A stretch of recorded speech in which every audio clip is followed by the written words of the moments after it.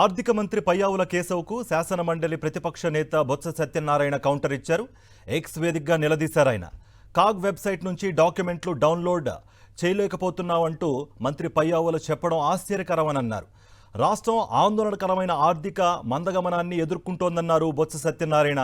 కల్పిత జీఎస్డీపీ గణాంకాలతో వేగంగా అభివృద్ధి చెందుతోందని టీడీపీ తప్పుడు ప్రచారం చేస్తోందన్నారు. 2024-25లో రాష్ట్ర ఆర్థిక వృద్ధి 11.75% అని ప్రభుత్వం చెబుతోందని, కానీ అదే సమయంలో దేశ ఆర్థిక వృద్ధి 9.8% మాత్రమే అని కేంద్రం అంచనా వేసిందన్నారు.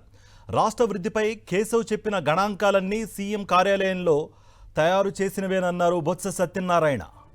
జీఎస్డీపీ పెరిగితే ప్రభుత్వ ఆదాయాల్లో కూడా అదే స్థాయి వృద్ధి కనిపించాలని, రాష్ట్ర పన్ను ఆదాయాలు కేవలం 1.97% మాత్రమే పెరిగాయన్నారు.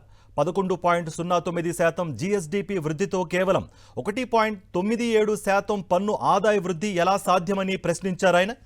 విజనరీ నాయకత్వం పేరుతో కల్పిత గణాంకాలు సృష్టిస్తున్నారని, 23 రాష్ట్రాలతో పోలిస్తే పన్ను ఆదాయ వృద్ధిలో ఏపీ 22వ స్థానంలో ఉందన్నారాయన. కేంద్ర స్థూల పన్ను ఆదాయం 9.64% పెరిగితే ఏపీ ఆదాయం 1.97% మాత్రమే పెరిగిందన్నారు. శాసనమండలిలో వాస్తవాలు ప్రస్తావిస్తే ఆర్థిక మంత్రి వ్యంగ్యంగా మాట్లాడడం దురదృష్టకరమని ఫైర్ అయ్యారు. రాష్ట్ర పన్ను ఆదాయ వృద్ధి 1.97% కంటే ఎక్కువ అని నిరూపించగలరా అని సవాల్ విసిరారు.